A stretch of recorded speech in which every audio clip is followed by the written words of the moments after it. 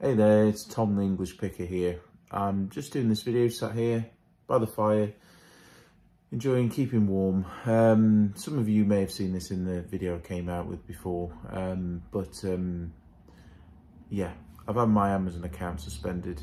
It's not the greatest, but I just thought I'd talk about it, lessons that I'm learning from it, and also some of the other things that have been cropping up on Amazon which have made me quite angry and frustrated with their total lack of respect for small businesses on the platform. So to talk about the suspension, I've still not got an update. What happened was, it was last week, I received a text message from the two-party authentication side of Amazon, and it was like, what's this? You know, I was out and about, I wasn't logging into Amazon or anything. So I was like, oh crap, someone's tried to log into my account. Now, before, had my Amazon account hacked, and that was because I had my email address hacked that was associated with Amazon. Now this time it was a bit different. So I immediately went in and changed passwords for my email and stuff like that. And then I opened up a case with Seller Central, and they said, oh, we'll get back to you in 24 hours or 40 hours. I was like, great. I also checked that it wasn't my like Amazon purchasing account, you know, like your Amazon retail account. It wasn't that. And I thought, was it my Amazon merch account? Wasn't that. So anyway, I opened that, thought nothing of it, thought, okay, they're going to wait. So it was escalated to like the trust and safety team or whatever it's called. And immediately they suspended my account, which is, you know, natural sort of for them to do, I suppose. They said that someone had tried to access my account unsuccessfully. But the problem is now I'm battling to get my account back, because so far, whenever I've logged in and changed my password, it lasts a couple of hours and then it gets reset again.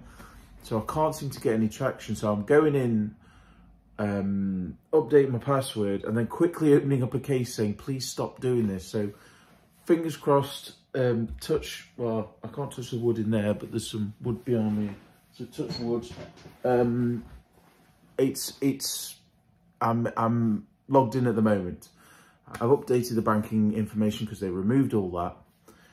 And then they want me to supply documents to prove who I am, where I live, my bank. And the other thing is they want banking statements, and they're all digital these days, and it can't be a screenshot. So I've had to request some bank statements to come through the post. So I've got to wait for them to come through the post. Nightmare. So that's where I'm at the moment. All my listings are inactive. I can't sell anything on Amazon. That's about 4,500 listings that are inactive. I think all the FBA, that's all the merchant fulfilled, but I think all the FBA stuff's inactive as well. I'm not 100% sure, but I think I've only got about 500 FBA listings. But even if I had got active stuff, there's no banking connected, so I wouldn't be able to withdraw any money. So the balance that's there as well, I can't withdraw that money, so I'm stuck. I'm left relying on the 20% from eBay until they can sort it out, which they said is 4 to 7 business days, so we shall see. But this occurred over a weekend typically, so it's going to be a bit longer. So yeah, I'm stuck. It's not the first time this has happened, and I'm sure it won't be the last. It happened, I think, about 2016, something like that. So yeah. The other things that's been cracking off, to be fair, I've had issues with Amazon for a while. One of the main issues I've been having is with account health, and it's to do with suspected intellectual property infringement. I keep getting these defects called suspected intellectual property infringement, and they are ridiculous. They're picked up by bots and an algorithm, and they're nearly always on inactive listings, stuff that I sold 4 or 5 years ago. And they're often on computer games where, like for example, I had it on a Pac-Man game that was on Xbox, I think. It's normally when there's two copyright holders involved. So say it was a Pac-Man game on Xbox, and they had it down as that the brand owner was Microsoft because it's Xbox, but Pac-Man's owned by Namco. So it was like, why did I just do that action? But it was like two brands arguing with each other about who was the brand that should be on the listing. And I get caught in the crossfire. So they're like, you know, you're infringing on this brand's intellectual property. And I never created the initial listing. And I haven't got it for sale. I haven't had it for sale for years. But yet I've got this ding, which has then put my account at the at-risk category. Because if you get too many of them, and the only way to get rid of them is to kind of like, there's like, you've got to do kind of some witchcraft spell or try and do it. Sometimes I can get rid of them. And then if I appeal it, every time I think once they've removed one, but nearly every time they've said no. And they said, it's all right, because they go after 180 days, which is like 6 months. So my account is then at risk for 6 months. And in that meantime, I'm picking up more of these things. And it's just ridiculous. It's like absolutely ridiculous. And it makes me angry to no end, because it's meant that my account has been at risk for like years now. The only other performance metric I get these dings for is for pricing. So what will happen is, it's often on really niche books that I've got. I'm the only one selling it, and they've gone, oh, you're too expensive. And they'll just come up with some reference price, like, which is like not even so I've got a book, say, that's like 80 quid it's up for, and they say it should be £12.99. It's like, no, because I've looked on like World of Book, Aid Books and stuff like that, and that's what other people have got it for. So, you know, it's just those kind of ones I have to just, they won't accept it, and I'm not going to sell it for, I'm not going to list it for that price. So I take it down and I'll list it on eBay. They've been an absolute, excuse my language, they've been an absolute bunch of wankers. They really have.